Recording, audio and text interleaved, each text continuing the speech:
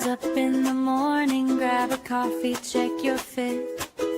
Hit the ground running, but try not to forget. There is a place where you can go to share some puppy hugs. Slow it down and listen in. Have some caffeine with your friends with Java and Jugs.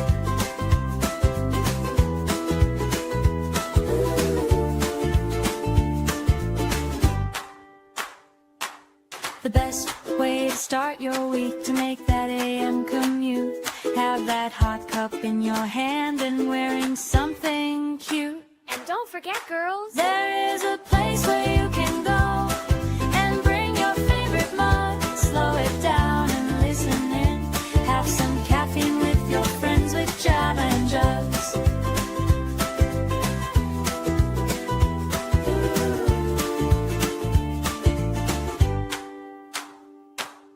Rise up to the day ahead. Find a place to sit. We saved a special place for you, so try not to forget. There is a place where you can go with sugar, cream, and love. Slow it down and listen in. Have some caffeine with your friends with Java and Jugs. Careful, it's hot. Spend a Monday with your friends with Java and Jugs.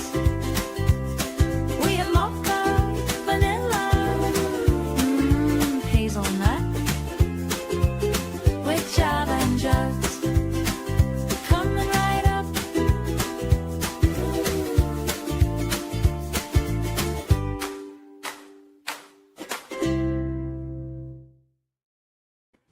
Good morning, fellow skeptics. And today's word of the day is taco.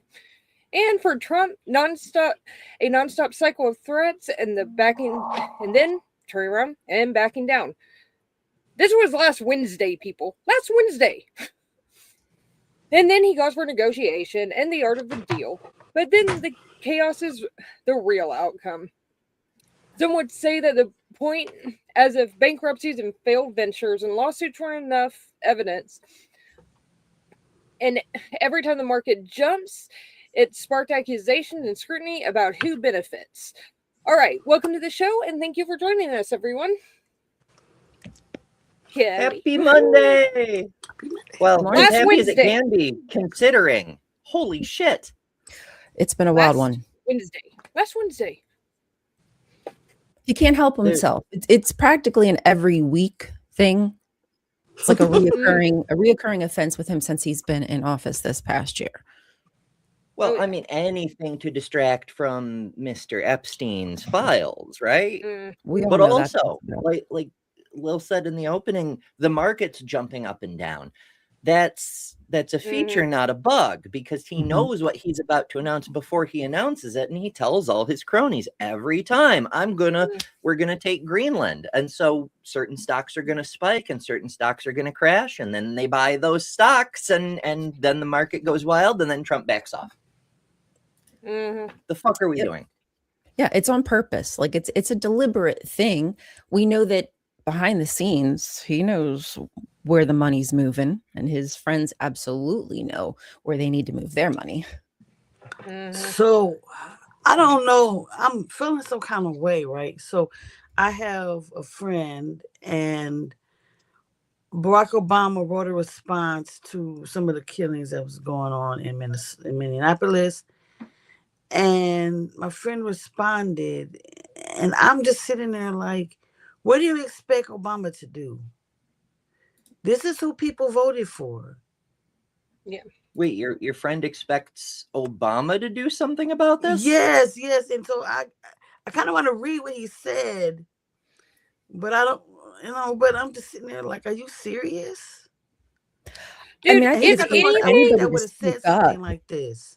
I think anybody should speak up that can, but it doesn't mean that what they say is going to change anything. If anything, Trump would do the exact opposite of whatever someone thinks Obama should do. He might get so mad and say, okay, well, let me do extra now, since he said something. Yeah, if Obama says we need peace, then more war, Obama. I'm just sitting there like, are you serious? Like, no. You need to get the people that's in office now and have them do something. Also, they're not worrying about them. We didn't have these problems. And I found that Obama deported more people than Trump has right now, but he did it legally. Yeah. Weirdly, being competent at things changes how things turn out. Who could have thought? Yes, it's a mystery of the universe.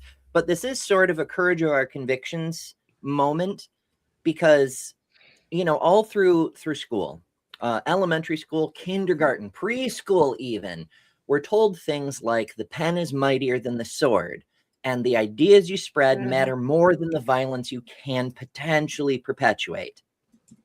This is sort of a test of that.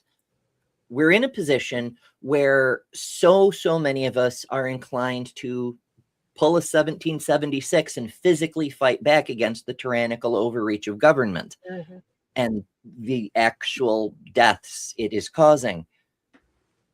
That may not be the wisest course, though, not just for you individually. I know, Patrick Henry, I have but one life to give for my country. But if it really is true that the ideas that we spread can change the world more than the direct action of our fists, this is the time to exercise that and to show just what we can do. Absolutely. It's time to dig in. And I'm so proud of all the people who've been brave enough to go out there and face ICE, especially knowing that they have carte blanche. I'm not saying they do. I'm saying that Vance is saying that they do, is how I should word that. Oh, they're acting like it. Absolutely. I mean, but sadly, minorities, Black people in this society, Minneapolis is nothing new to us. It's been going on since forever. I'm sure. We're just getting, y'all just finally seeing what we're seeing. Well, I think that's pretty evident. It's sad that it has to happen like that. Nobody, but that's what it boils down to it. Well, I remember being in high school and they took, I don't know if you remember, Malice Green. He was a Detroit case. Malice Green, they beat him with the flashlight because he wouldn't open up his hand. Well, I was in high school. I remember seeing that. They was him, leave him alone. Rodney King. Whomst among us does not remember that ridiculousness? But people are constantly surprised. I mean, hell, even though BLM was the second biggest thing of 2020, people are still surprised to realize that George Floyd was Minneapolis. Like, what do you mean? The people in Minnesota are so nice. Oh, so nice doesn't necessarily mean not racist, though. Like, so many people don't get what racism actually means. It's not saying you're brown and so I'm scared or whatever this nonsense is. It's an underlying belief that a different kind of human isn't fully human because they're not your kind of human. This is the same sort of tribalism that goes into xenophobia and Islamophobia and homophobia and all the other phobias, because it's the same thing. It's you don't look like me, so you can't be a real human. You're not quite fully human, and so your life doesn't matter as much. That's why it's dangerous. Well, I'm sure you've seen how the police have been reacting, and like the surprise that now their guys have faced the brutality of ICE. Well, yeah, no doubt, bro. Like that's what, like you said, Kelly, that's what Black people have been saying for how long? The brutality of the police, and now the police are feeling it, and now it's a problem. Like the irony is rich. I mean, I don't want anybody to get beat up, but it's kind of like, hello, this has been in your face for how long now? Be quiet. Don't say nothing. Answer their questions. Don't try to seem hostile. Don't give them anything to make them want to approach you and for them to want to aggravate you. Because I want you to come home alive. They've already started to replace their "Don't Tread on Me" flags with "Comply or Die" flags. Like, as with so many things, it started as a meme, but then they just started doing it. Please tread on They me. got the boot all the way in their mouth. You know, a couple months ago, I was on Politicality, you know, with Joe and Robin. And so I was like, they look at you two, quote unquote, and consider y'all white trash. They don't care. Y'all the same, you know, that's what they think. Society, they don't think y'all matter at all. Sorry. Y'all don't have the money unless you cis white and got money. You're not irrelevant in this society anymore. It's true. We can't even say use your white privilege to stand between the cops and the people that they're after, because now they just shoot us too. Yeah. You know, and I realize right. it's ridiculous that white people are finally up in arms now that they're shooting white people, but at least the white people are finally up in arms, you know? But the thing is it's not the first time. I've watched several, sadly, instances of white people getting shot by the cops, as just as much that didn't deserve it, you know, either, you know, just as George Floyd didn't. But I guess now maybe because it's live streamed, maybe that's the difference here, is now it's in our faces and we can't deny. Because the videos from Mr. Pretty, what a name. But the videos from Mr. Pretty were out instantly. You know, everyone filming it. So, first of all, so many different camera angles, but also they were uploaded right the fuck away because no one trusts the investigation first. That's exactly why one of the first things that anybody who's in the know says, please record. Be safe about it, but please record. And in this instance, it is absolutely going to make it unequivocal that he did nothing wrong and that they lied from Jump Street about what happened. Like, just straight up fabricated a story and narrated it for the public, because they knew if they got to the public first, that you know, we've said that before, and you've said it with the boots and the travel in the world before the truth can ever get its shoes on, whatever. So that's why they're like straight to the press release. That's what they do all the time. First thing they can do is get to the press first. Because there are still people, first of all, there's still people who trust the government because, as Lindsey Graham says, they're killing the right people, according to them. But also there's people who legitimately will just believe the first story they hear. Future facts doesn't matter. I don't know where the disconnect is, but there's so many people who just believe the first thing they hear uncritically and then shut the door and no more facts are allowed in. It's funny. I work for, you know, job I work, but I'm under a union.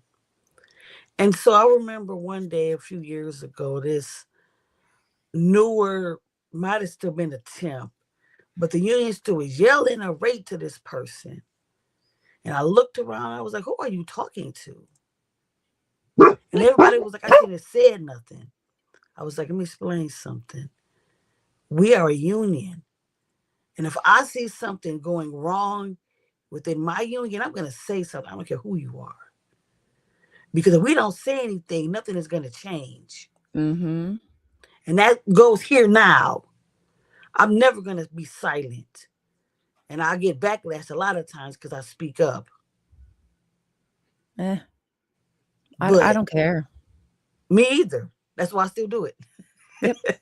Go ahead. Say, you can complain about me, but then you like look tragedy in the face and say nothing. Like, you're mad at the person who's speaking up about the horrible atrocities, but not mad about the atrocities themselves. Like, you can keep that. They're more get out of my face. Like, it doesn't matter. It's not your business. It's not your concern till it is your concern. See, people put a blind eye to a lot of stuff going on because it didn't concern them. I'm not going to care about what I'm voting for in this contract for this country because that doesn't affect me. I don't care that Trump's in office because I'm a white person or an Asian person. I'm not black. I'm not black. So I don't care. Doesn't affect me. Doesn't affect me. Why should I Until care? it does and it's too late. And now it doesn't matter what color your skin is, they're going to shoot you.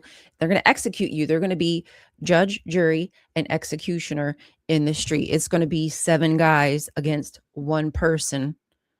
And it doesn't matter. You are going to be painted. I'm saying civilians will be painted as the T word.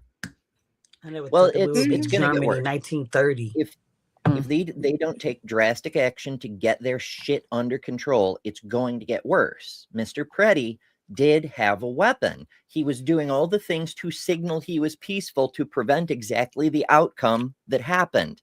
Now that people know it doesn't matter what you do, they will still shoot you in the back anyway. They will practice preemptive self-defense. We're going to see people open fire on agents and precipitate street violence. It's inevitable now. They made the bed for this. I hope not. But I'm hearing that the Black Panther was out in like Philly and stuff. So I looked into that. Now I could be wrong. Saw some videos. But allegedly, I saw some pictures of them. I don't know how true that is. Allegedly, this guy is known for kind of like swapping teams for whatever is like more popular at the time. So that's one thing. 2, allegedly a representative of the originator of the Black Panthers that created it, a niece or something like that, says that he's not affiliated with the Black Panthers. Now, whether or not he is, I don't know. I can't say that, but that's what she's saying, and she's suing them. But allegedly, she's also a Trump supporter. So you can do with that information what you.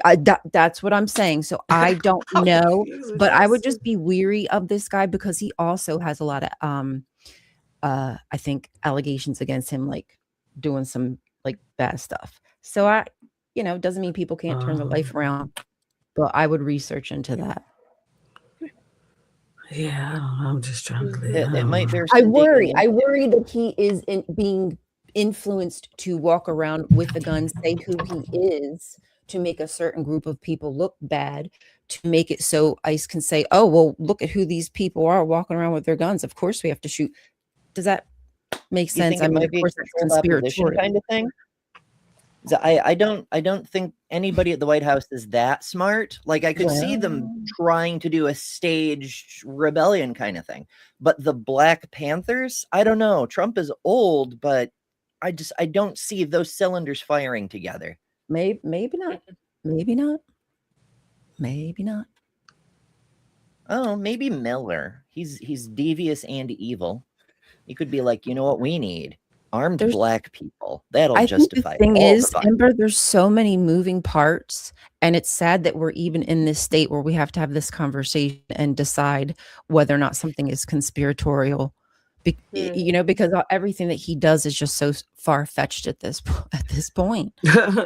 Why are we even here in America? Land of the free. Well, that's the thing. It is the machinery, because the topic of the day is that Trump always chickens out, but the machinery of his administration continues grinding our freedoms and our very bones under its treads.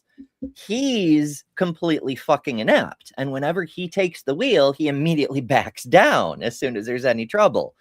But his Gestapo, his Fourth Reich machine keeps advancing in spite of the fact that he's completely inept. But he did back down from Greenland. I'm going to respond to Helen Hillsborough. My ex and his wife voted for Trump. Oh, really? Yes. Again, as a white person, I'm not going to comment really on like what Black people do. I just don't think it's my place, but it is confusing to me when when anybody who we know that they would eat their face in a moment, like they would, shake their hand in the front and then stab them in the back. Like I go, huh? Do we not like? She's a doctor. His wife's a doctor, and it's confusing because most of her patients are elderly. So you're relying on Medicare, stuff that he wants to cut. And you voted for him still. I don't understand that. Almost like eating your own face. Exactly. And that's what my oldest told. Cutting off your nose. Like, what is wrong with you? Well, I would like to know what's wrong with them, but we know that this is the point. We're still trying to figure this shit out.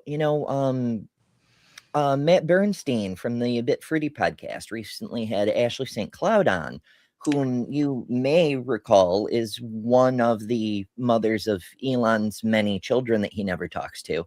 But she also wrote a stupidly transphobic book called Elephants Are Not Birds.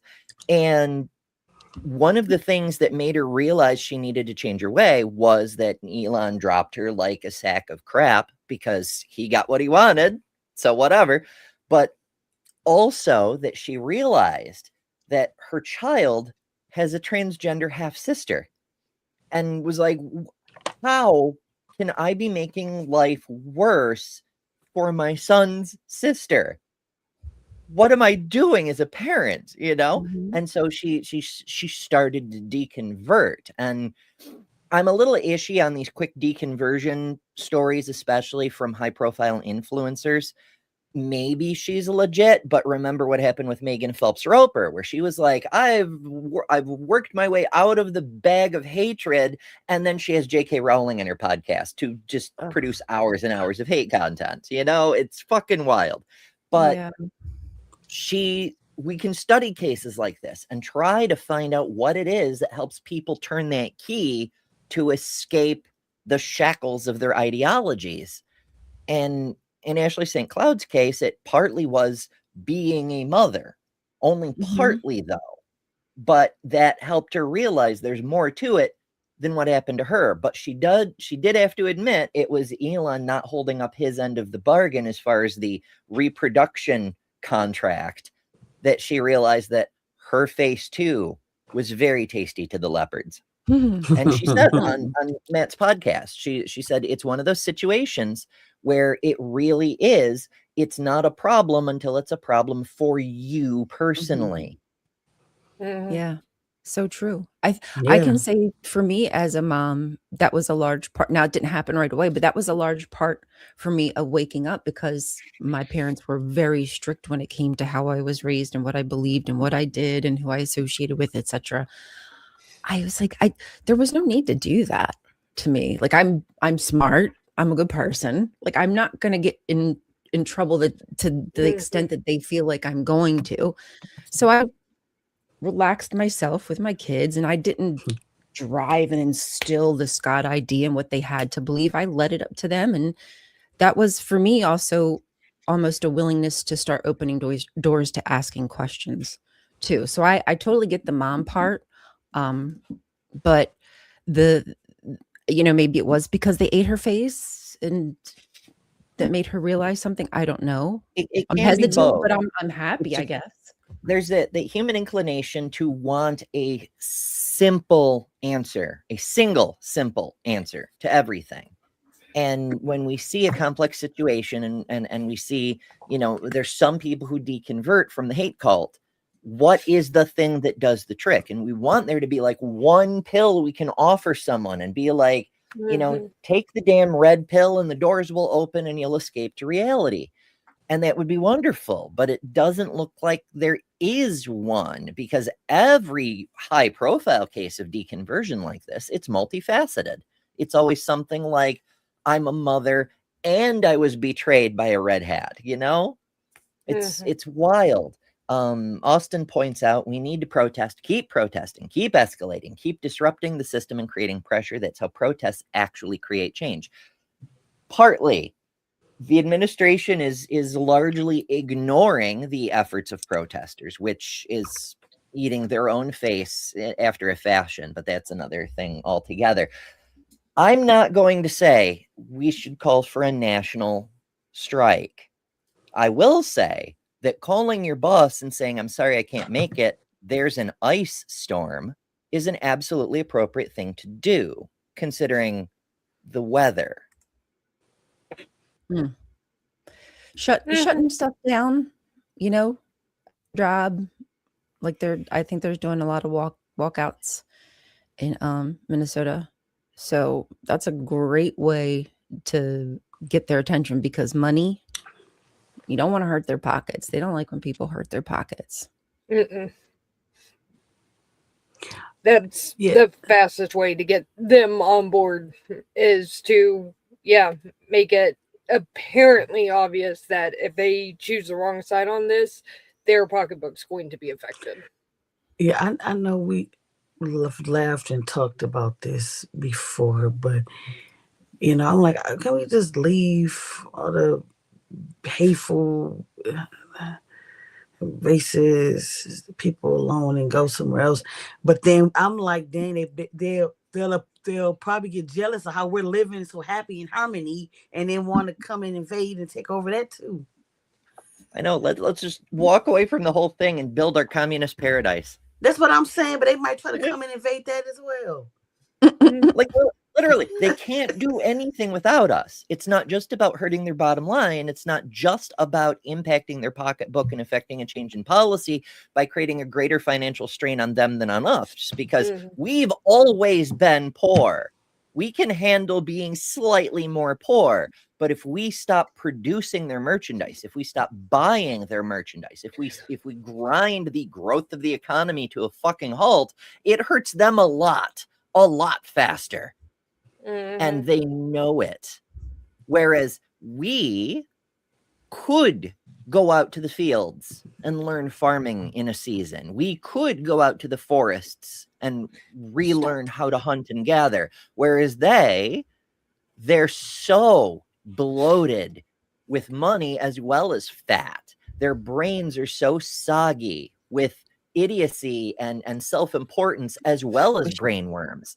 They have no fucking chance outside of this kind of exploitative economic system. That's the nature of a parasite. The host can do just fine without the parasite, but the parasite does not last long without the host. I was looking through Facebook, and so there was a video. I'm dating myself, but of Jenny Jones, and she was talking to this. I don't know who she was talking to, but she was like, if you want to be racist, go ahead and be racist, but don't use anything that a minority created. And this was like from the 90s, whatever. And so people in the comment of the girl who reposted the little clip, you're racist. How do you get that from what she said? Right? If you have an attitude or feel some type of way about it, likely look in the mirror. The likely that you have sensitivity to it is because you're doing something that is similar to racism, adjacent at least. You know what I mean?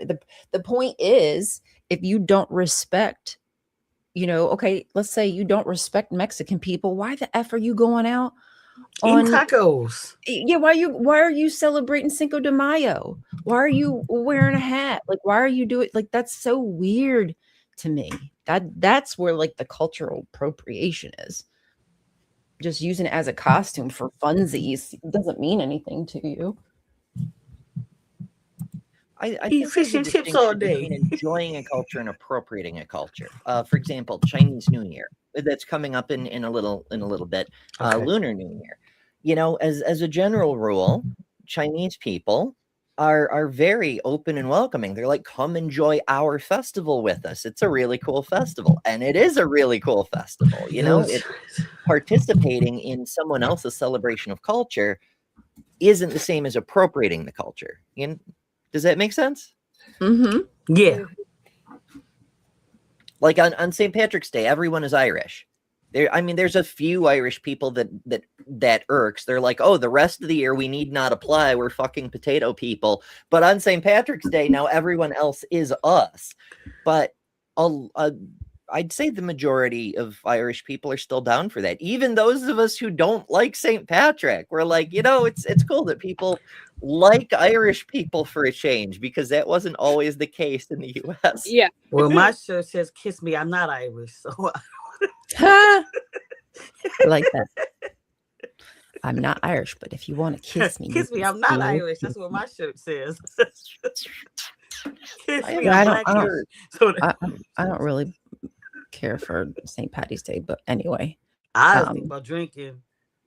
Yeah, right. That's my favorite holiday. Having drinks, but I can do that anytime. Yeah. So, at Lilith, what were you saying specifically? last week was what Trump tacoed about. I mean, I have things that I wrote down, but I know he tacoed about recent. Okay, Greenland. It was Greenland was Wednesday. We covered it on politicality on Thursday, and then we had this massive ice storm that swept across the U.S. And then we had all this. Like, it hasn't even been a week. It hasn't even been a week. Right. It's wild to me. Like, I'm looking, Mondays are when I try to schedule shows for the coming week, and I just did an In Other News about Greenland on Wednesday. And I'm like, was it only Wednesday? Because time moves so fast. That's intentional. It's to keep us all exhausted. Because if we're exhausted, we're emotionally maxed out, we're stressed, it reduces our ability to do things. That's why if going to a protest is all you can do, great, you're doing something. And it's a very low spoons effort. It costs fewer. It does cost spell slots, don't get me wrong, but it costs fewer because you can just go and then be there and then you've done a thing, I'm just sitting there like, has he ever taken a geography class? No, because he said he wants to get Greenland is because he doesn't want Russia and China, but it's in like 55 miles between Russia and Alaska, but it's like 1,500 between United States and Greenland. That makes sense. He kept switching up between Greenland and Iceland. He was because he don't know the difference. Well, he doesn't know the fairness, difference. There is, onsetting mid-stage dementia going on. So it may not be that he doesn't not know the difference, but rather he can't keep reality straight. I mean, that's been an issue since his first term. There's also the thing it's getting worse fast. I know we talked about Biden, and he ain't he doing the same thing. Pot calling the kettle black. Yep, probably because they knew that Trump was already on a downward spiral. So they thought, well, if we just point the finger more, because every accusation is really a confession. If we point the finger more at Biden, when they do it back to us, we'll say, oh, it was just because we did it to Biden. They'll just have that out. They love. And here's the thing: Biden's not fucking office right now. He's and I don't matter. Trump a little bit blamed Biden for COVID. Trump was president during COVID, but he still blames. It's a trick they used the first time. Everything is Obama's fault. Now, it's true in politics, everything is always the previous guy's fault. But in Trump's first presidency, it was literally like he blamed Obama for 9/11. Obama wasn't even a senator then, let alone president. So what the fuck? It was wild. But that's what he started to do. So now everything is Biden. Greenland, Iceland, Poland, Thailand, Switzerland. He'll take any of them as long as it's land. Why do we keep putting land? I suppose I shouldn't complain. At least those other countries have actual names. Our nation, the United States of America, it's a collection of states. It's a union of states on the continent of North America. It doesn't have a fucking name, though. That's just a description. So we didn't even bother to name our country. Like, we're not even the Democratic Republic of North Uzbekistan or what. Like, it's just there's a bunch of states, and here they are.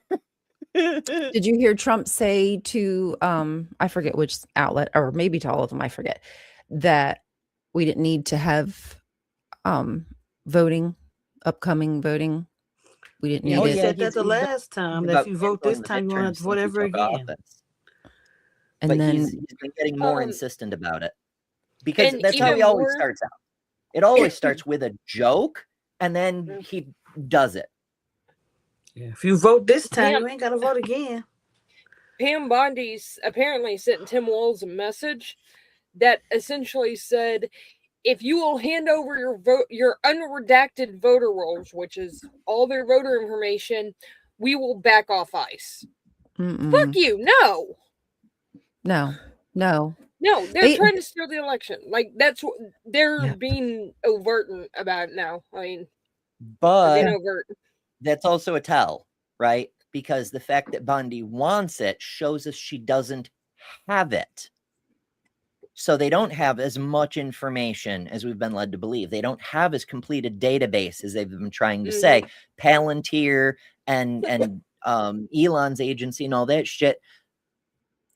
It's probably just AI hallucinations like everything else they do. It's not nearly as complete as they want to pretend. I think one of the reasons that they're pushing, like Democrats, I mean, again, conspiratorial, but one of the reasons that they're pushing Democrats to continue to fund ICE and you say, well, oh, we're going to get cameras for them, is because that will make it easier now to start identifying people because of all these ICE agents, just like the police who can, see where they are, see who's at these protests and whatnot.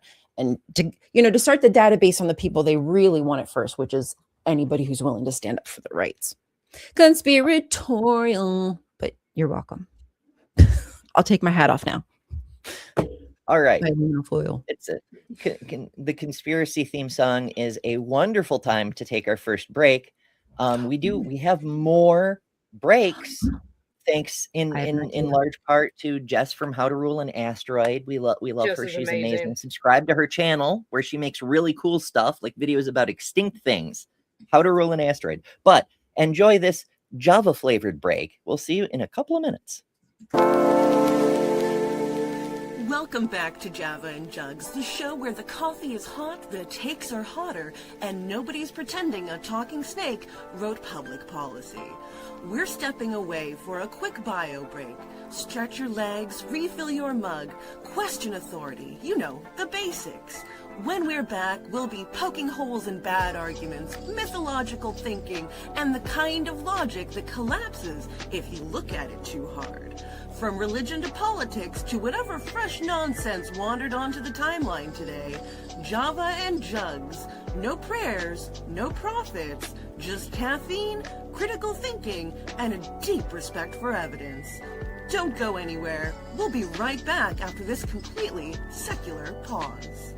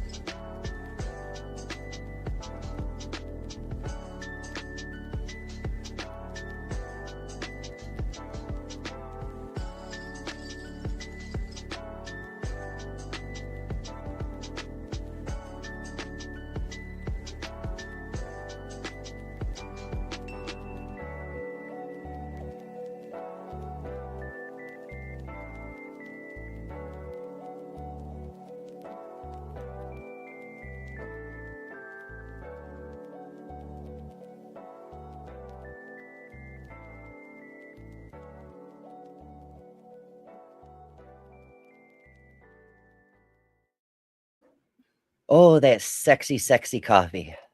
I want some coffee down my throat right now. What? Oh, sorry. Sorry, I didn't mean it like that. Whew, don't know what I was thinking after all them boobs. But inquiring minds want to know what type of coffee are we?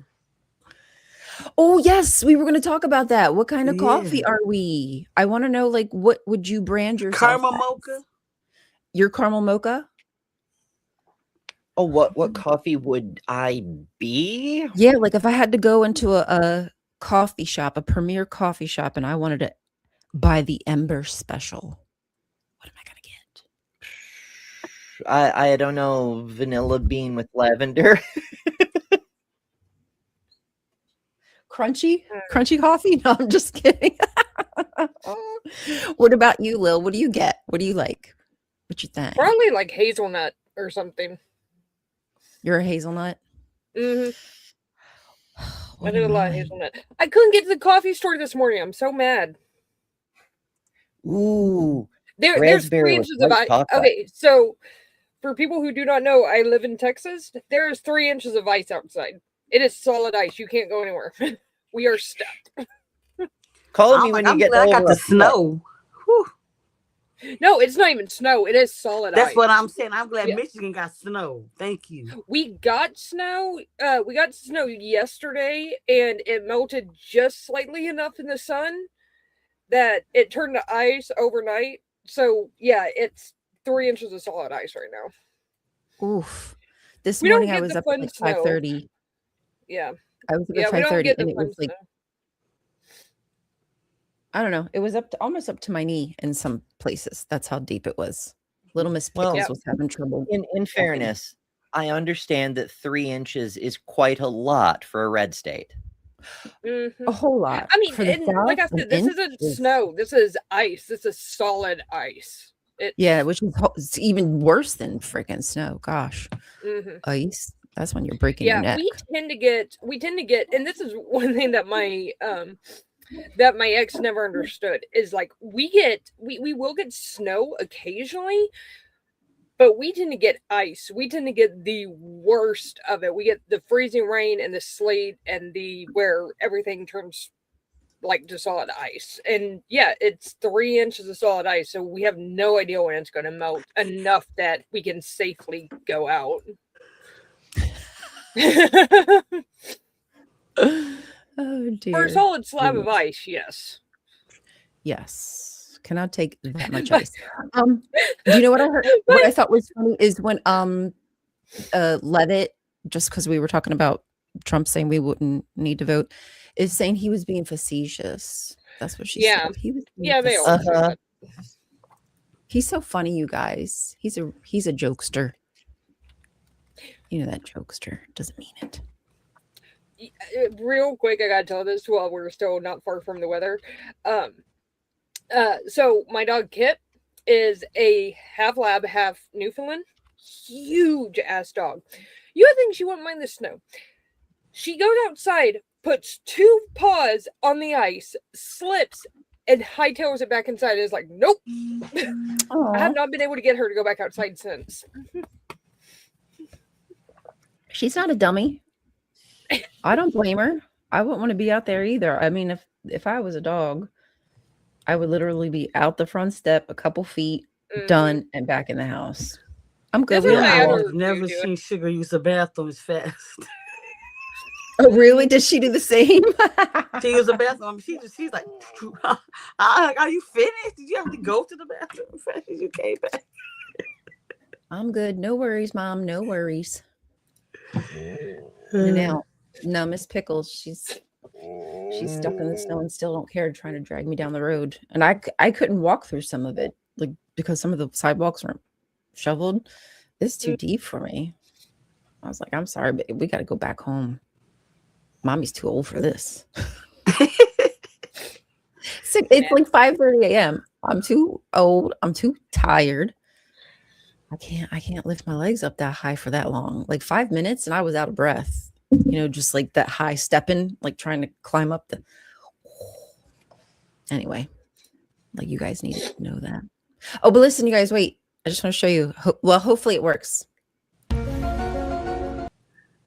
Boom. Anytime I get my conspiracy on, I'm going to use the little.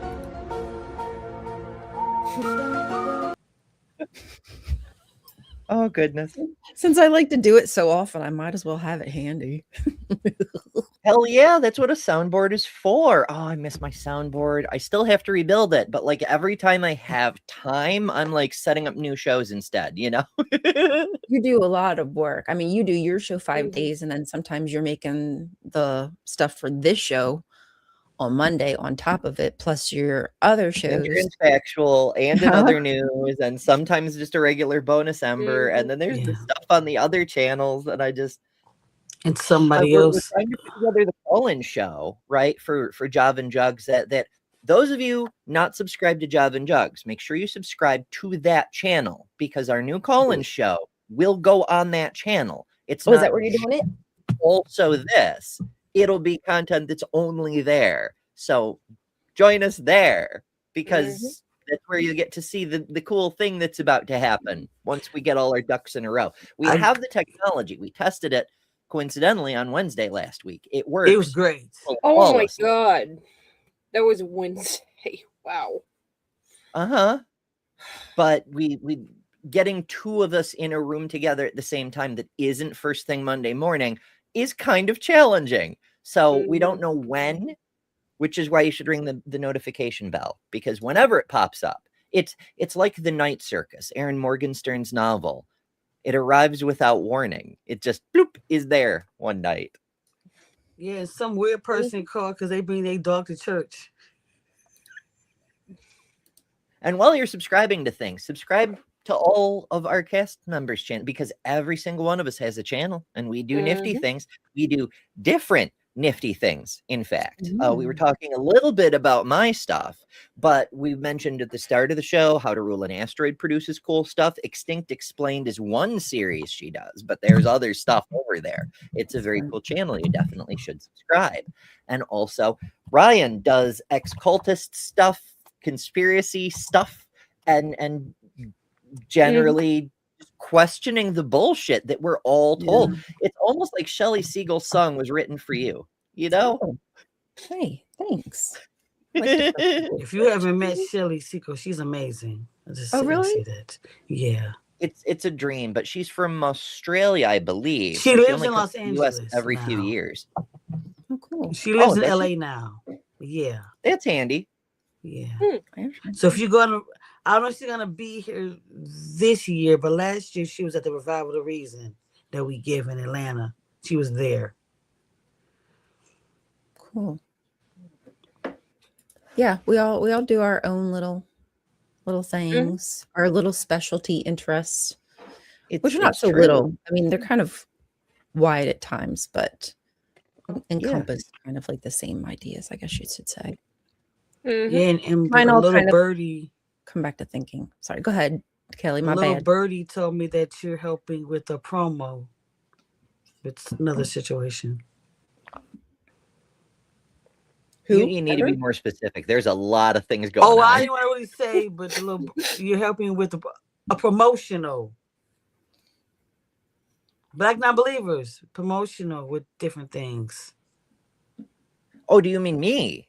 Yes, but I said you. Oh, okay. I thought you were talking to Ryan. I said yes, you. yes. Yeah, that's another one. So I've been trying to help promote IRL events for the secular community. Like last year, I did an interview with Joe about the ARC protest, and then I did an interview with SR about NanoCon. This year, I want to do more. So I'm working with Mandisa to try to do promotions for Black non-believers events, CCon, and I forget the name of the other one. Fuck. It'll come to me, but it's morning. I need more coffee. I'm talking to the BajaCon people to help them like do their promotion stuff better. We're GE with Rocket City Reason. So definitely subscribe to my channel, not just because we do cool stuff damn near every day, sometimes multiple times a day. Baby. But because of the cool stuff coming up, like the in-depth exploring what's coming up at live events this year. And if you run a live event, contact me and we'll see if we can do some promo stuff for you too, because all the cool kids are coming over to Better Than Ember's channel. Just saying. Oh, yeah. All the cool kids. All of them. Are you doing the ARC protest Rainbow this year? asks, am I doing the ARC protest this year? I have not been asked. I'm doing promo on my channel, but as far as going to events physically myself, I haven't been asked. And I don't know if somebody did ask what I would say, because as you may be aware, travel is very hard at the moment. I'll just leave it at that. Yeah. Bree Well, has joined us. Hello, Bree. How are Bree. you this morning? Can you hear Good us? morning. I am here. I am not camera ready though, so y'all are gonna have to deal with this little picture of me. But I look hot in this picture, really. So that's Well, fine. just It's true. imagine. I love that picture. I Keep know. going. I can just stare at it all sorry, day. I'm late. I was had a weird That's not sleeping true. schedule. Me either, Dr. What Kip. would you want? What would you like to do? I ask both of you to my channel from time to time. I asked In fact, Dr. Quick to my channel, and he's like, "Nah, I'd rather go do something else." And I was like, "Fine." Jeez, Dr. Kip, come on, man. How rude. Right? It's like he had this New Year's or something. He had something going on. It was more important than me, obviously. Really? Oh my I'm God. still recovering. My heart's still broken. But we were going to talk Why about. don't get asked to do anything? Meanwhile, we're going to talk about Goliath, from the Bible and how big he was. Because there's lots and lots of videos about it with evangelical people speculating on how tall the dude was. So I want to know how big he was. biblical expertise. Yeah, you want to know how Inquiring big minds want to know. How big was he? Like, was he conservative? Was he medium? Was he a grower or a shower is the important question. How many spears length? How many spears lengths was he? I'm just saying. Mm-hmm. Was it 3 inches or? Yeah, he Oh my wasn't even gosh. that tall, I don't think. Oh if my he, goodness. if it was even. Yes, Dr. Kip, I know exactly what you mean. It can be frustrating. Because you have knowledge, you have expertise, you have something you can offer, and then it seems like the people who actually get asked to do things are the people who will stay at the hotel and then not show up for their speech, for example. Not to name any particular name, but it's disappointing that people who have a large perceived footprint but not necessarily anything of value to say get the spotlights, whereas people who have in-depth, really useful, really cool knowledge get overlooked. And it's weird. I understand why event planners do that, because they see channel size. They say, oh, this person has a big channel, they'll be a big draw, they're going to get us a lot of ticket sales. That's not always how it works, though. Often people, especially at secular events, especially at free thought events, especially at reason-focused events, they prize knowledge and expertise. They want these events to expose them to people they haven't heard of because their digital footprint is smaller than some of the giant channels and they don't get any algorithm traction. We know the algorithm sucks and has been hiding all the cool people from us. So we want the humans to show us the cool people. Yeah, that's the frustrating part. It's like they do the same, it's like the same cycle, the same product, is they stick with the people that are known versus trying to find anybody new to bring to. I gotta say, as many of you know, I run a Comic-Con every summer, the first weekend June in Watertown, New York. And, in case anyone's wondering, we try to do like a VidCon Northeast sort of thing. Like our first year in the arena, our first year we did it in a zoo because, plague and things. We wanted open air and plenty of space. But our first year in the arena, we made a point of featuring TikTok creators because TikTok was still little known at the time. Now we do sort of a balance between YouTube and TikTok creators occasionally. Like last year, we had the Amazing Digital Circus. So we've got some streaming service stuff coming in. But the idea is, while we have a headliner who's like a huge draw, we make sure that they also have something to say. And if you've ever seen the cast of Amazing Digital Circus, they have some things to say. But then we also make sure the other featured guests are people that you may not be aware of and we believe our audience anyway would benefit from. And I only have my event as a data point, but I can say based on the fact that we sell more tickets than any other event in our section of the country, it kind of seems to be working. I don't know. You're not bragging. You're just saying. No, I'm deliberately trying to not brag. I know you're not, but you're telling the truth. It works. There's a better way for event organizers to do things, and that I have receipts that show it works. That people like it when they get to see new things, you know, rather than the same thing they always see. We like different. Some things we don't like change with, but I think when it comes to entertainment and messaging, I think we like to change it up and hear new stuff.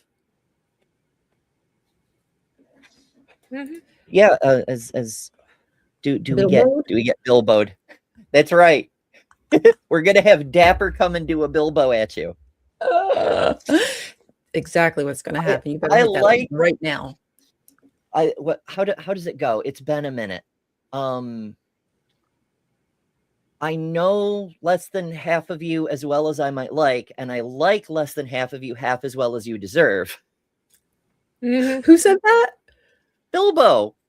Oh, is that what he said?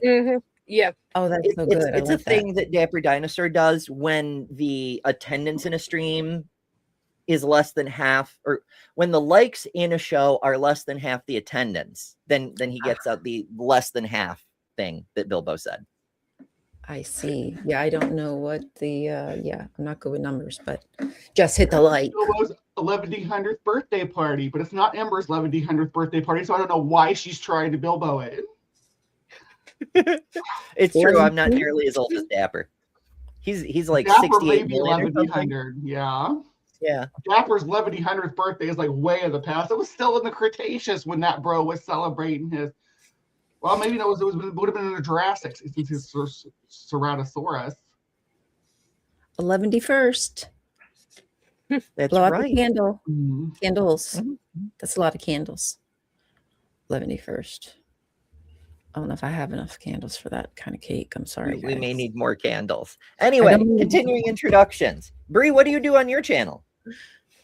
I talk about cryptozoology and woo mostly.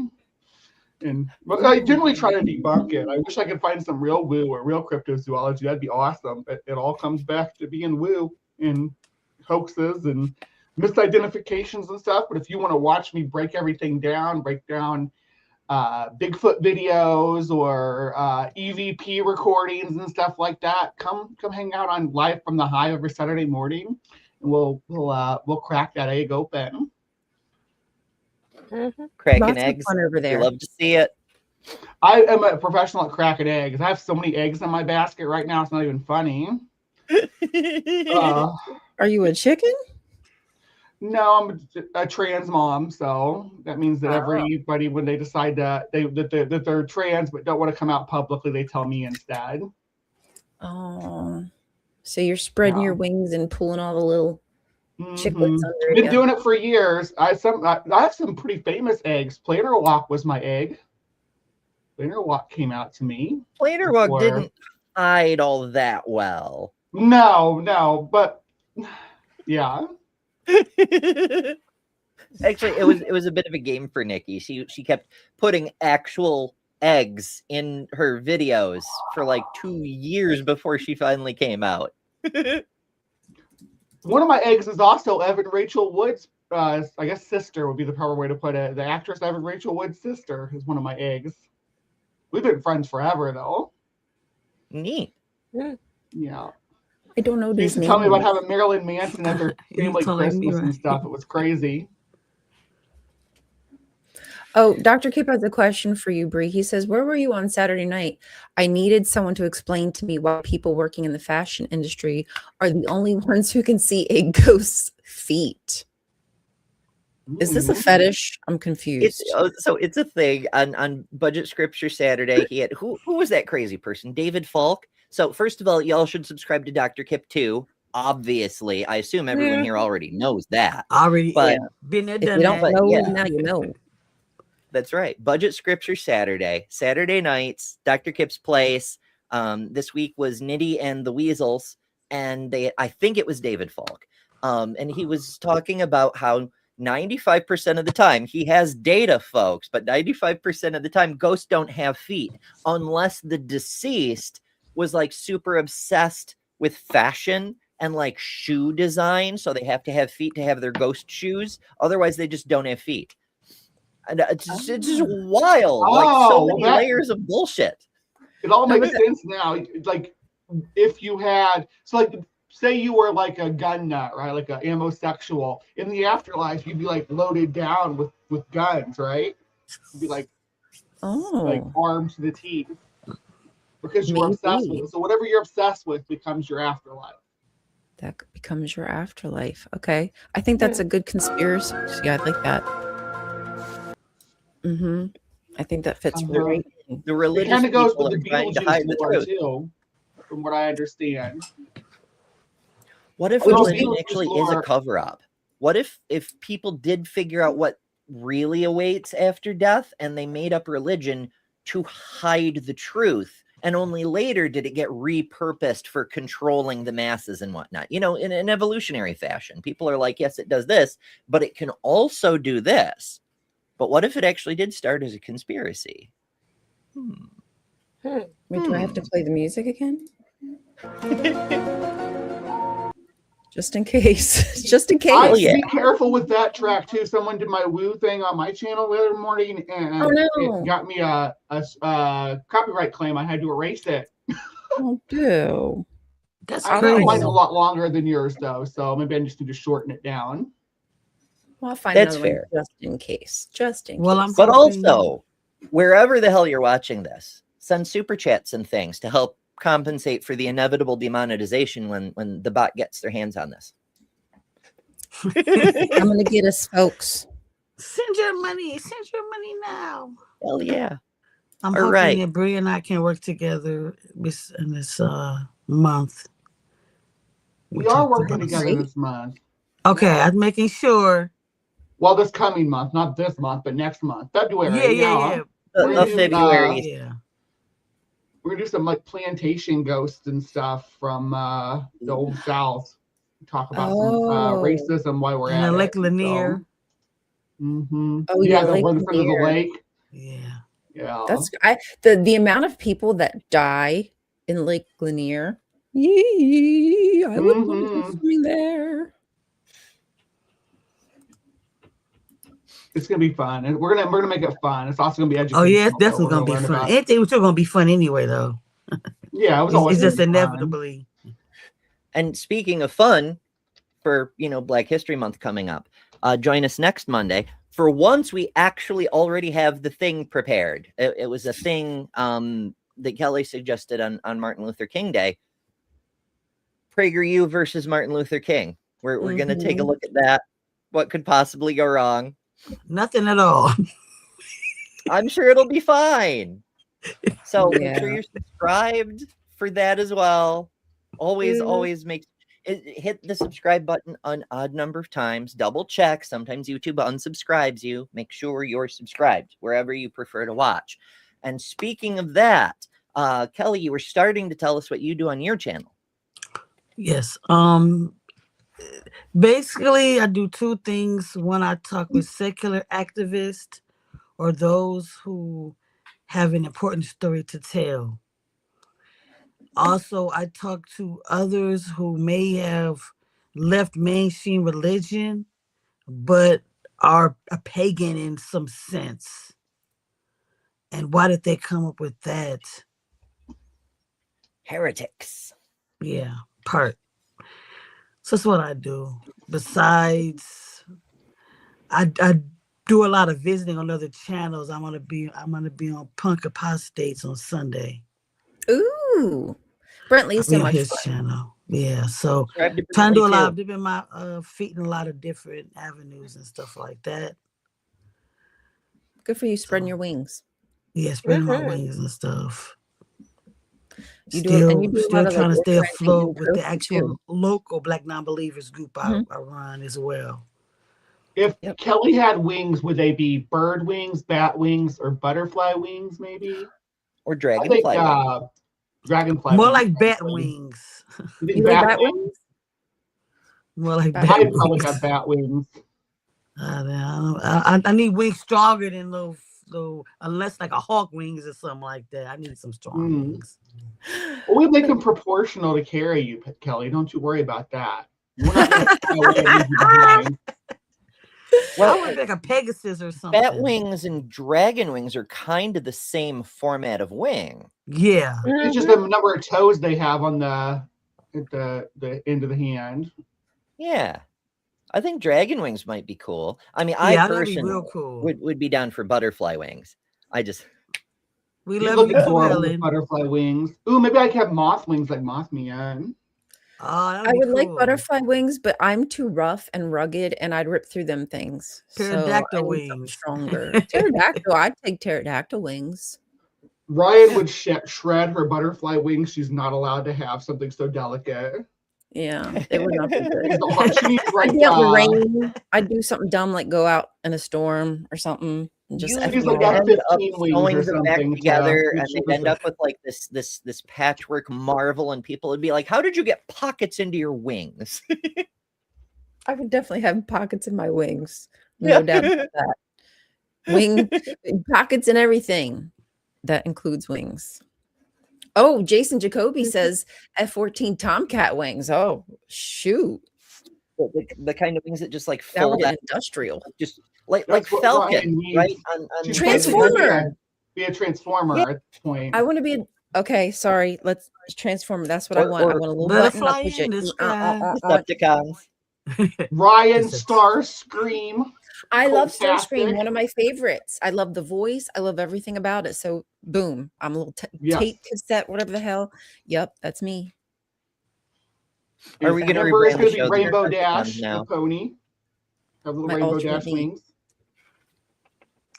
Oh, good morning, Kelly. Hey, Kelly. Better late than never. Speaking of Kelly, he's gonna be on my show. Him and the Godless Granny. The Godless Granny, yes. Yes, Kellys. Godless Granny. Yes, The it will be Council of on my Kellys. show on Thursday. No, not Thursday, Wednesday. This Wednesday? 28th. Yep. Oh, awesome. Nice. Okay, so this Thursday, make sure you subscribe. No, to Wednesday. I'm not do it on Thursday because that's a politicality day. But Okay. Wednesday be on my show Wednesday. I will not never step on my Lil's toes. Oh, Aw. the love. Somebody The love. else I might, but not her. Oh, for sure. So anybody who wants to find all these, Kelly's channel is Detroit Atheist Queen 24/7. But if you want a link, betterthanumber.com. All of our channels are here on the right side, and all these other creators that we're mentioning as well, like Brentley and Dr. Kip, are in this list on the left. These That's a are good all one. the channels I wish I'd known about sooner. Mostly skeptical, humanist sort of thing, but as far as our cast is on the right side here. So yeah. I also want to plug AJ got Racy something here, Human. buddy. She had a great video with Elliot Cantor, the investigator. Yeah. If you haven't watched it, please, like she said, follow her as well and watch that video. Yeah, Ways to Human channel. And go to the yeah. comments. Yeah, definitely comment, because Yeah. there's some Let them know that weird you comments. appreciate- Like, so, Yeah. who the hell goes to a video about safety at live events and tries to bully people? Like, you're the reason there's no safety, bestie. Why are you bullying people? You're who in we the need comments safety on a video from, about sir. safety? Exactly. It's But I thank you, ridiculous. AJ, for posting that video and talking to Elliot Cantor. That was appreciated. So she did talk to the Elliot Cantor, the investigator. Yes, not the The attorney. real flavored one, yeah. Did they cover the slander against Elliot Cantor and the claims about him that were said by other channels recently? Because I know some people were saying some nasty shit about him that wasn't true. No, Like they that did he was not like a mention rape attorney anything and about stuff like that. They did not mention any individual actual stories. Yeah. He talked generically. Pardon me. Can I interrupt for a second? Sure. No. Hide user channel. That's how you block, right? Yeah. On what now? Through StreamYard?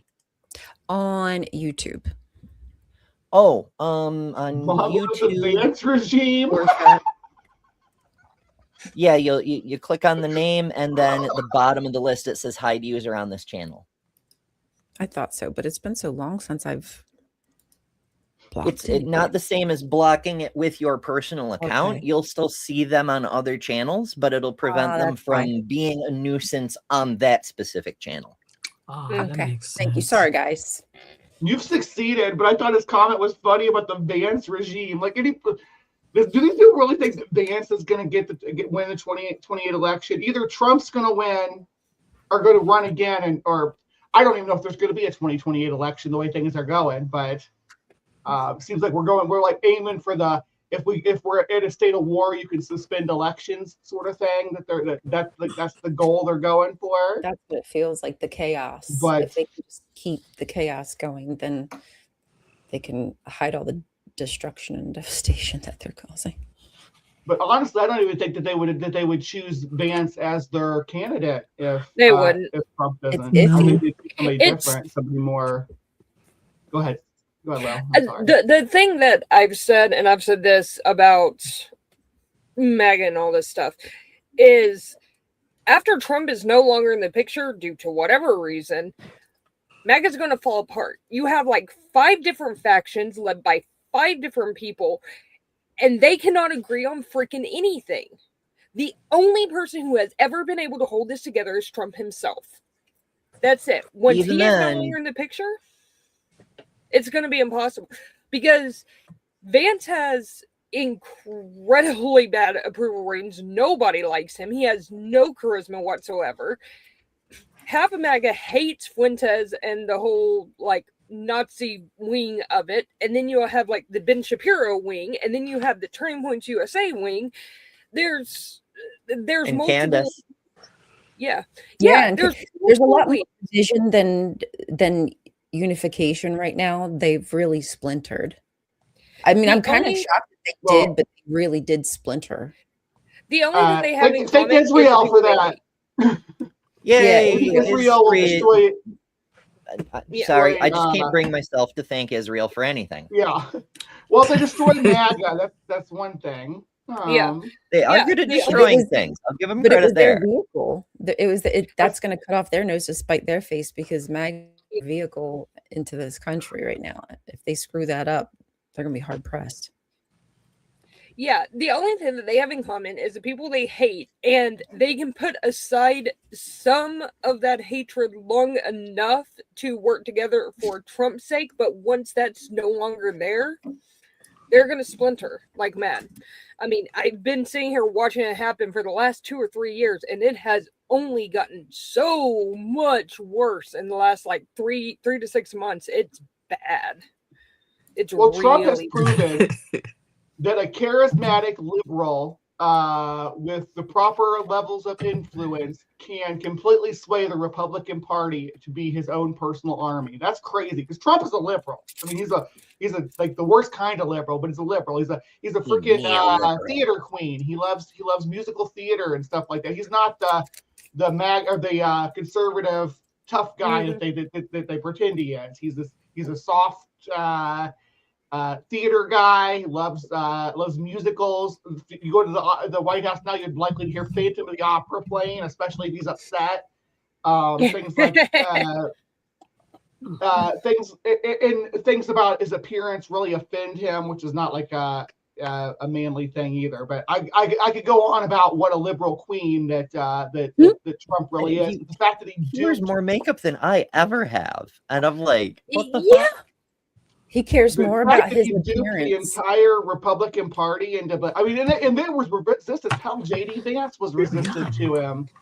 All his little arm candy were resistant to him, but they all fell in line once they realized that he wasn't. You all remember the debates in 2015? Mm-hmm. How him shredding all those, like, Yeah, the debates in 2015. Yeah. He was up there with all the conservative candidates. Who was up there? Just when he called Ted Cruz's wife fat and ugly, and he roasted them all, like just and now they just like kiss his boots. It's crazy. And he is. Yeah. I repeat again, Trump is a liberal. Mm-hmm. Wow.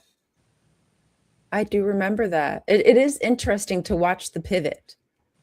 You know, it's like the guy who came in the chat, like this is the same person who probably said, "Don't tread on me," but now he tastes the silicone in his mouth, like because he's just sucking on it so hard.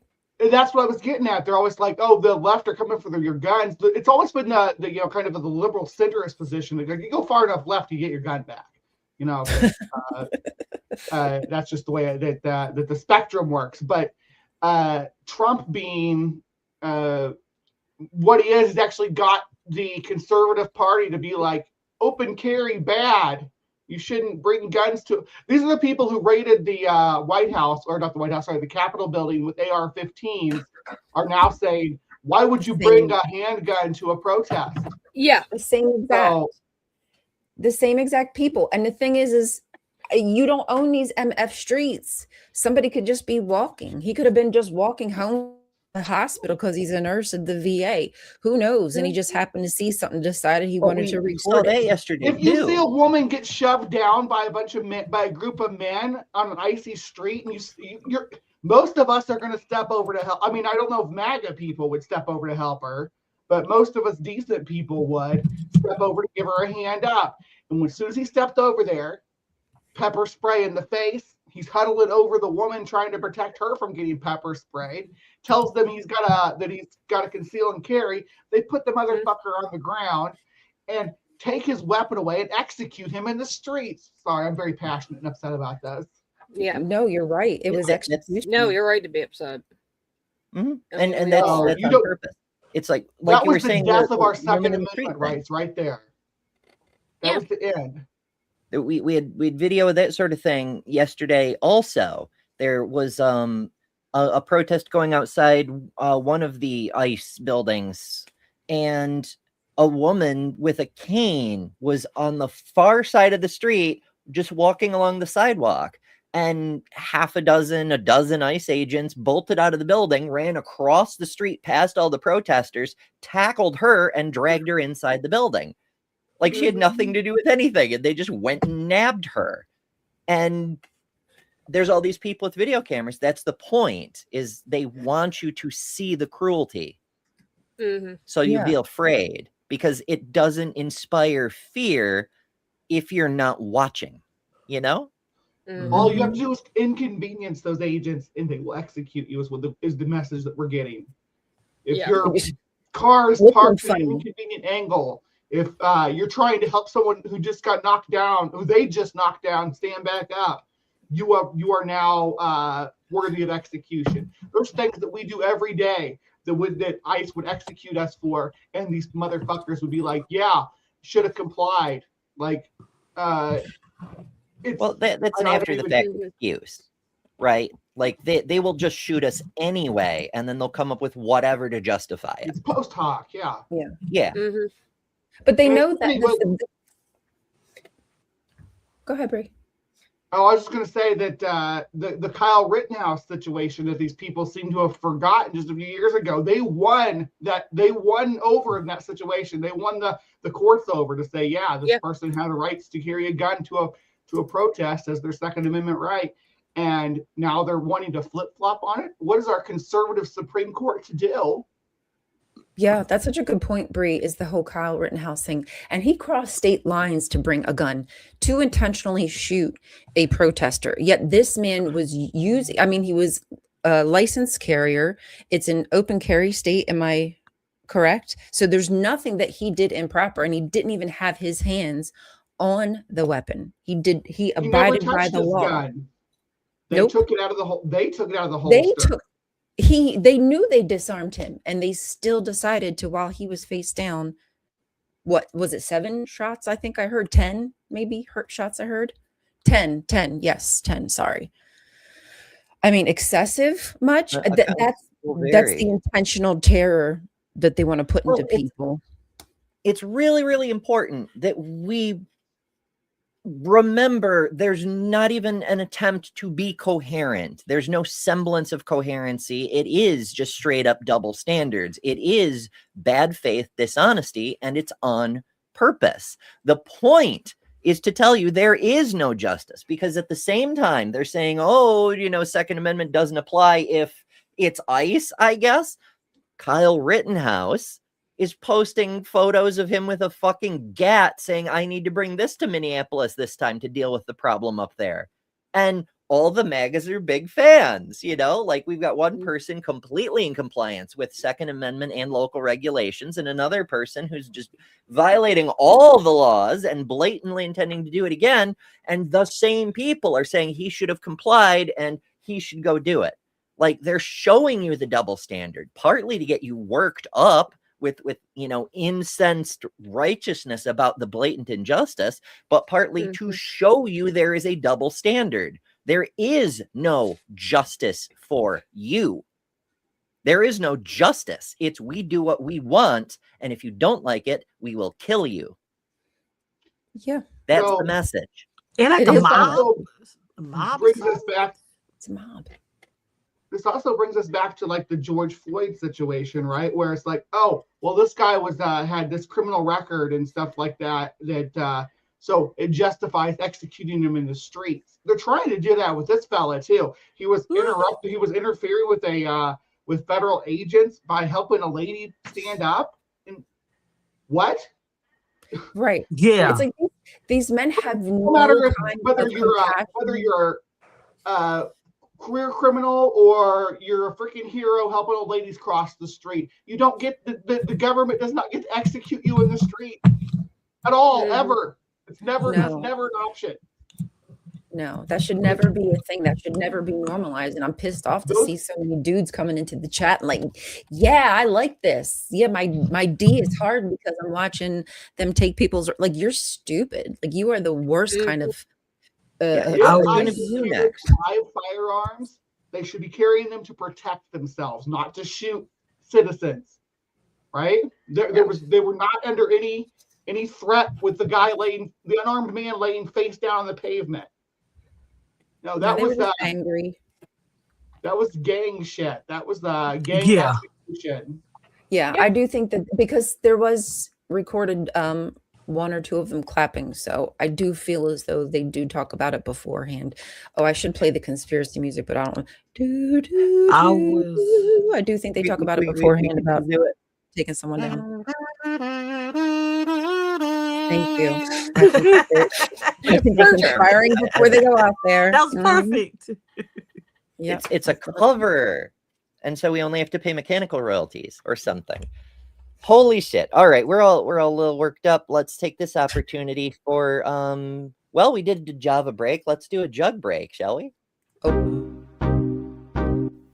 You're watching Java and Jugs. Yes, the Java is coffee. Yes, the Jugs are, well, you're adults, you've noticed. We're stepping away for a quick bio break. That's right, hydration checks, caffeine refills, and the collective experience of trying to stand up gracefully when gravity has opinions. While we're gone, take a moment to appreciate the important things in life. Critical thinking, religious skepticism, and the miracle of supportive undergarments. When we're back, we'll be questioning gods, institutions, and anyone who thinks women can't talk politics without being distracting. Java and Jugs, brains up here, boobs also here, evidence everywhere. Stay tuned. We'll be right back.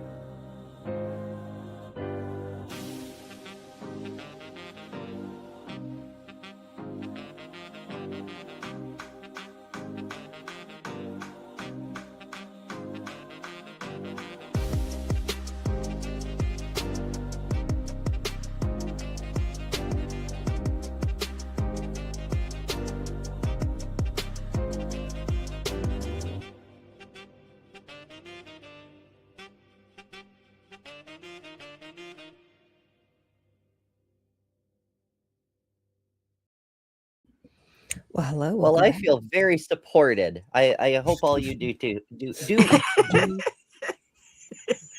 Wink, wink, just nudge, make great nudge. commercials. I could cut glass right now. Somebody in the chat, I think, mentioned something about that memo, or maybe that's what I'm thinking they're discussing is the memo that was leaked. Yeah, ICE doesn't need. Is that the one about the warrants? They don't need a judicially signed warrant to enter people's homes. I don't know. I haven't seen that legal video yet. He's referencing a video from Devin about how ICE is trained to be unconstitutional, but I don't know the specifics because I haven't seen that yet either. Yeah, there was a memo leak that said that they only need an administrative warrant to enter someone's house, which is complete and utter bullshit. They need a judicial warrant issued by a judge.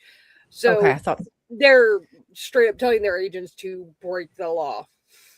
Essentially. Because they don't know the law, because they're fucking incompetent. Yeah, they don't know. They don't know. Maryland also, I think it passed, if I remember correctly, but there is now a law in Maryland that says that you cannot be an officer in the state of Maryland if you've ever been an ICE agent. So there's at least that. So if people aren't aware, I'm just going to read this paragraph really quick. An internal ICE memo from May 2025 directs agents to use force to enter residence with only an administrative warrant, which are signed by ICE officials. So it's basically just internal documents, and don't require a judge approval, according to a whistleblower complaint. And they do need a warrant signed by authorizing themselves to bypass the warrant from a judge. Right. It's the Bible proving the Bible. You know what I mean? It's the same kind of logic happening there. ICE investigated themselves and found they did nothing wrong, right? That's where we are.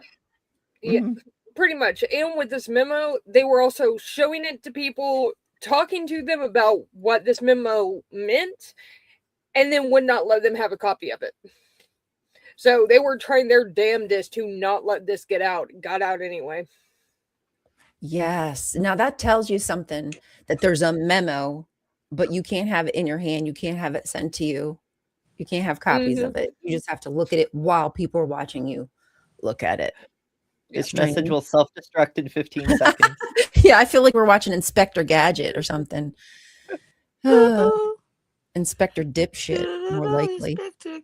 Well, the Claw in his villain was kind of inept too. Like, Inspector Gadget was completely clueless. He had the coolest things, but he never actually solved the issue. It was always Claw's plans imploded. It was always Penny. Penny was the goat. Yeah. She really was the goat. She was the one who was helping him, and he barely even knew it. I'll get you next time. Takes me back. I also wanted to, I had mentioned the support of continuing to put more money, and they already have the largest budget than most militaries, from what I hear. And it was the BBB. Yes. Not the Better Business Bureau, the other. What I hear the Democrats supporting it say is that, they need training, but we know that yes, we know they're not trained. We all can concur they are not trained, but that is intentional. They don't want them trained. They don't want them following the law. They want people who are willing to break the law. So giving them more money and just saying we're going to train them more is not doing it. It's still going to be harming us. We need to take money away from them. Thankfully, there's also other memos. Yeah, thankfully, there's been quite a few Democrats who have come out that said there's no way in hell we're signing this, including Schumer, which, he is really late to the game on this. But if they prevent it from getting passed, then okay. Well, he is good at writing letters and signing things, or not signing things, as the case may be. That's his one function. Yeah, if he actually follows through and does what he says and does not vote for this bill and gets his people not to vote for it, then that's at least a small win. So Yeah, It's something. it's like Mitch McConnell in it. I'll take the win when we get them. Right. Yeah, I just feel like they're the ones who are putting up the fence around the Trump administration and protecting us from making the changes. You know what I'm saying? Like that's why liberals are so fucking frustrating. Like, it's aggravating when people are like, oh, liberals and leftists. Not the same thing. People who think liberals are leftists don't know what a fucking leftist is. And I can't blame you, because you lived in a country where it's just centrists and the right for generations. But the fucking liberals, they want to negotiate, they want to compromise, they want to talk things out while the bad guys have guns in the streets. Bipartisan. We need to write a letter and use our words. Bitch, they fucking sent a mob to the Capitol just a few years when ago. They go low, we go high, don't you know? No. The time for all that like kindness and turning the other cheek we have to stop that. That is over. Like, we can still be diplomatic, but damn, we need to put our dukes up. Right. To be clear, like I said at the start of the show, this isn't an either or. This isn't a black and white situation where it's either strongly worded letter or open rebellion. Neither of those is going to get you what you want. They're both bad options. We need to be effective, not maximally rhetorical. Actually, I think open rebellion is the only thing that's ever worked, but I'll shut up now. Please don't. I just want to get money out of politics. The lobbyists, the special interest groups, they have to go bye-byes. Yeah. I don't want to need to be on any more watch list, Kelly. I'm just telling you. But yeah, Sally, that's inevitable, though. The system is not broken. It's working exactly the way that Reagan intended it to. So that part. Break down government. They restructured to make the government in the late 70s and early 80s to do exactly what it's doing now. What they did was they sucked all the capital out of the lower middle class. So even if we did want to rebel, we don't have the resources to do it. And they tied together the very, very rich to our government representatives, and they hold complete control over them because of the all power of the almighty dollar, and we are completely helpless against it. So we have money in politics. Yeah, money is politics at the moment. So you can have everything in a capitalist society. So I said it last night, and I'll say it again. You can democracy and capitalism cannot coexist in the same space, because if you can buy votes, then democracy is not working properly, right? Then the democracy has failed. If you're able to purchase votes, voting power, if you're lobbying is the failure of democracy. The ability to lobby for corporations to lobby the government with money, to lobby candidates with money. Well, I mean, democracy's always been a facade in the country, really. It's only been democracy for some people. So, I mean, if we really keep it real, just like Christians, like it's just like a word they use to cover up the bullish. Oh yeah, it's an always adapting scape, but it's one of those things where once it changes, it's always been that way. Like, the Republicans, the party of Lincoln, even though they opposed the Voting Rights Act, but never mind that. It's always wanting to take credit for things as they are now, and that's creationist thinking. It's how things are now is how they've always been. Never mind that they demonstrably were not. And as we see this sort of progress, where we go from just the rich white men to all the white men to now the black men to now also the women, having the ability to vote, it gets. The reason we call the right reactionary is because they're reactionary. They're reacting to that sort of thing. There's elements within them who want to remove women's right to vote. They've talked about this publicly on stage at Turning Point, at CPAC, and so forth. And there's people who want to go even further back and remove black people's right to vote. And there's people who want to go even further back and literally just be an oligarchy, no votes at all. Just the rich people get to sit down, have dinner, and decide what's best for everyone. That is a great example. At the ballroom, the new ballroom. The party switch is a great example. You will not find a Republican that's like, oh yeah, there was a party switch, and we were the pro-slave folks before. You'll never hear them acknowledge that. Or like the idea that in God we trust has always been there is our motto. We used to have a kick-ass motto. It was E pluribus unum. Yeah. And now we have the stupid Jesus-y one instead. It's not even Jesus-y. It's bullshit Jesus-y. It's Jesus light. It's wish.com Jesusness. It's in God we trust. Which God? Well, that's up to you, friend. You know? Well, that's intentional too. They can't say which God because, you know, then it's too obvious. But it's like we were talking about in a meeting I was in last night. Dog whistles. Yes, dog whistles, Henry. That's what I'm saying. I don't know if y'all hear him, but he's like, when I bring that up, really got opinion. He's like, I'm whistling. He's susceptible to dog whistles too. They hurt his poor little ears. But that's funny to say that putting in God we trust was a Christo nationalist dog whistle in the 1950s, but it really was.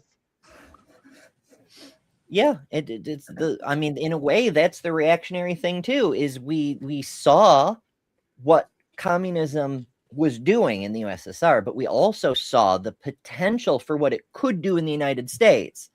And the one time the reactionaries got ahead of the curve, instead of reacting, they acted preventatively. And they were like, no, we have to stop the potential for equality here in the US. Remember, the Red Scare was before the Civil Rights Movement. They were like, oh shit, equality. That's why they were able to brand the civil rights movement as communist. But notice, it's always the people who are like, Abraham Lincoln was a Republican, are standing there holding a Confederate flag while they say it. No consistency. No. I think that deliberate dishonesty, open dishonesty. I think that's part of the Darvo stuff, is to, drive you crazy. Like the gaslighting will really just like, am I crazy? Am I the crazy one? And it's not. Their faith and their works do not line at all. They're out of tune. Mm-hmm. John Darwin brings up the old saying, power corrupts, absolute power corrupts absolutely. That's an old adage, but I have a better one. Power reveals. Power's corrosive, and it reveals what's really there. The fact that it seems to reveal so much corruption is because the people who seek power tend to be corrupt, but that's not always how it works. Every now and then you do get a leader with real integrity. The people who don't seek power, but due to circumstance, necessity, and their values have power thrust upon them. In their case, power reveals nobility and what humans are really capable of. It doesn't always corrupt, but it does always reveal. It's just that the people who lust for power are corrupt. Ooh, mic drop. So we shouldn't be giving power to any of these fuckers who run for office because they want power. Mm-hmm. Yeah, that's all they care about. And money. I mean, Trump has made so much money since he's taken office. I can't remember, but more than he's ever made in the entirety of his life. Billions. He really does have a list of failed potential multimillionaire to a multi-billionaire. Literally overnight on January 19th, when he did the first rug pull on his meme coin. Yeah, and how many times has he played that game? How many times has his son Barron now played that game? And Kushner and Junior. Over and over, they keep playing these games with crypto, with the market. I don't know how people keep they're taking advantage of the wishful thinking of their brainwashed dupes. Whom another facet of what Reagan put in place, well, Reagan didn't put it in place, but he kind of made it an institutional goal of defunding and destabilizing public education. That had been a thing that had been going since the 60s, since segregation. There was that move towards private charter schools so that the little white kids didn't have to go to school with Ruby Bridges. But Reagan like made it part of the corporate machine of the Republican Party to strip out the integrity of the public school system and to continue to compound on that, so that we've reached the point now where a majority of American adults are functionally illiterate. We're talking reading at the 5th grade level or below. A third of adults are completely illiterate. In a first world country, in a country that used to be the leader of the free world. What the absolute fuck? That only happens when it's on purpose, when it's done with intention, the intention of making people stupid and uneducated. Because as we know, the current Reichmeister, shall we say, loves the poorly educated. Yeah, like he said so himself. Bring back what you were saying, it's like they started when my kids was in school. They had the No Kid Left Behind. I don't know what's going on now, and so they only targeted the black schools. They were the ones that had to be state mandated and had the state take over. Where the black, I know especially in Michigan, I don't know about anywhere else, but Michigan, the black majority cities is what the ones that they took over. No they Child Left Behind. Federal oversight. We need to improve education, but look at where we are. What did it do? Worse. Actually, they actually left people behind. Well, we knew back then. My kids were very small when that was first passed, so I got to watch the effects of them institutionalizing those policies as my kids went through grade school, and effectively, it meant no child gets ahead, because every child in the class had to move at the same speed. And that was by design, of course. It was to stifle the potential of what used to be called the gifted kids.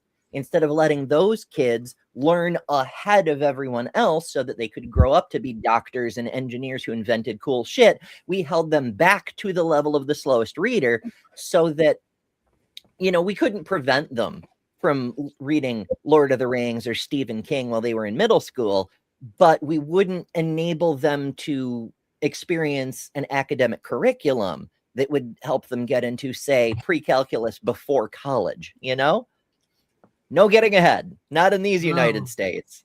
And now sciences are being defunded, as well as so many other... Go ahead, Lilith. I was going to say, because I had to homeschool my youngest for about a year and a half. And when he went back to public school, he was like, I'm bored as hell because I know all this stuff already. And it was just like, and I'm like, yeah, how do you know all this? He's like, I learned it last year. And it was just like, it was absurd because I was just like, because I was trying to teach him essentially what they were learning in school. And I would throw other stuff in there that I thought he needed to know. But even what I was teaching was so much more advanced than the other stuff. It was crazy. And the classes, too, are also just bloated. I really do not like how large some of the classrooms are. I guess at times they get to a point. No Child Left Behind when we're not paying the fucking teachers still. Exactly. And that. And they got to buy the supplies for all the kids. And that. Yes. It's like that. They pile on teachers, and teachers just can't do enough. And I mean, I'm not saying every teacher is perfect, but it's like the expectation is absolutely wild. And now they're being forced to follow, I guess, schedules or, probably read from books that they know aren't legit, but this is what's being financed now. And schools will get money and benefits for taking Blue Bonnet and Pro and just absolute bullcrap nonsense education, just not real. So it's only going to get worse. Well, they've got most of the things they want, right? Like they removed propaganda class, they removed civics class, they removed comparative theology and everything that contained critical thinking. Like they have what they want. They've got people who just believe what they're told and don't know how to read, Yeah, we really need to invest in our kids. I just, it's horrible that we want to take food from them. we want to take programs from them. It's as if we can't, I mean, we don't even want them to go to school safely, you know? It's like we are intentionally cruel as parents and as a society to our children. They are just silent. They have no voice. I know personally with me, I have 5 children, and my oldest 4 relatively honor rolls and all this kind of stuff, and they whatever. Now my youngest are totally different. They had a hard time, and I wish that I had the capability of putting them and homeschooling them. Yeah, but I mean, but since I worked so much and a single mother, it was so hard for me to do all this. Yeah, I mean, so they fell through the cracks. Yeah, I mean, when I did it, I was lucky enough that my job allowed me to do that. That I also have the education background that I could do it. I come from a family of teachers. 2, I have been teaching for several years, so I at least kind of had an idea. And the other thing is because it was just like we had so many issues with the schools here. My youngest was diagnosed with severe ADHD when he was like 6. Like, I mean, I've had 2 or 3 doctors say he's probably one of the most severe cases I've ever seen. And we were told over and over and over that we were going to get help from the school with behavioral therapy and stuff for him to help him cope with the ADHD better. They never did jack. And it got to the point that something happened with a teacher, and we said, okay, like, we don't want him in this class anymore. And they're like, nah, tough shit. He's gonna be in this class, even though this teacher is doing all this horrific stuff to him. And we were basically like, well, fuck you, then we're done. And we yanked him out of school that day. And it took about a year and a half to get him into another school, because where I live, there's only 3 school districts within like a drivable distance. Luckily, the one that he actually ended up graduating from was like, yeah, sure, we'll take him. But it was still a 20-minute drive, which is really far for here. And it was just like the school itself wouldn't even help us with that. And it's just like there's not enough advocacy for children, especially children who have, whatever type of issues they need more help or whatever, have IEPs. It's unfortunate that it's all about pushing forward this, generation of, well, this is what's acceptable. And if you don't fit in this, well, now we're going to just start, I'm sorry to say it, we're going to start having insane asylums, because I feel like that's what, Trump is pushing. And anybody who doesn't fit in that kind of square box is going to say, oh, well, they have issues, so they need to go here and be silenced and not seen by society because it's just too ugly for us. And we don't want to admit that, other people exist. Mm-hmm. Yeah, that's kind of the with all the things, the concentration camps,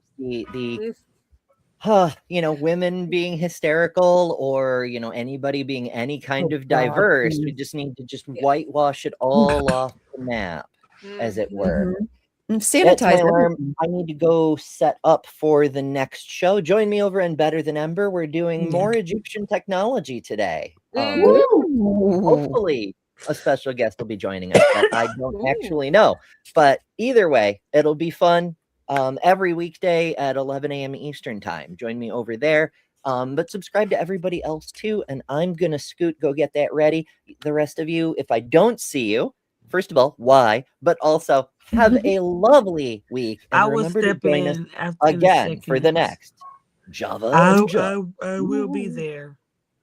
Bye, Ember. Thank you. Bye. Oh, thank you, Scott. I don't know who's that to, where that's from, because I can't tell here, but we all thank you. Do any of you have a closing thought? Anything in regards to Trump talk going out, what have you, before we close out? I know I know Trump talked out on Greenland. Don't think that takes military intervention off the table, though. If he's like, we're not going to do it, he could just as easily change his mind. I, I honestly, I don't know what he's going to do with it, but I would not be shocked if he needs a distraction, decides, screw it, we're invading Greenland. Like, he could very easily do that. Yeah, don't think it's taken off the table yet. It might be off the table for now. It's supposed to soften what we saw his regime do in Venezuela. To show, he's supposed to, it's like now that doesn't look so bad since he backed off the Greenland thing. Yeah, good cop, bad cop. Yeah, and I have a feeling with ICE and the shit that they're doing, that the more that gets in the papers, because I've seen, and here's the thing, I've seen it from conservatives, and I mean, like, never Trump Republicans or people who were MAGA but aren't now, but they're still possibly conservative on like economic and gun rights issues and that kind of stuff. Not human rights stuff, that's a totally different thing. But like on politics and opinions and crap, they might be more conservative. I haven't seen a single person backing Trump on this. Somebody in my family who is a massive gun nut and who was all MAGA up until about a year ago or so is just like, no, this is not okay. He was legally carrying. So this is another thing that's kind of a nail in the coffin of MAGA. This is another thing that they're splitting up over, is because there's some that are so pro-gun that this is like, no, he had every right to carry it, X, Y, and Z. And so it's just one of those things that it's fracturing even more than it was before, and it's going to continue to fracture until there's just little teeny icebergs everywhere.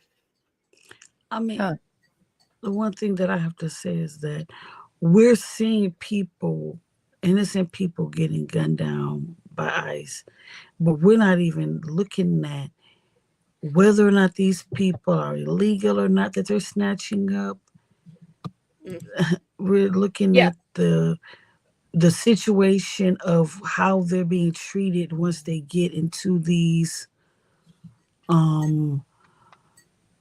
concentration camps, I'm going to call them. That's all they are. They are. And we don't be careful. This might be Germany, 1930s. I do think we should take that seriously. I do feel we should take it that seriously, because this is just the beginning. So yeah, it really for is. me, as I said before, I don't need them to be holding hands like with the Nazi flag and the swastika to say, oh, there they are. Now I see that they're the same party.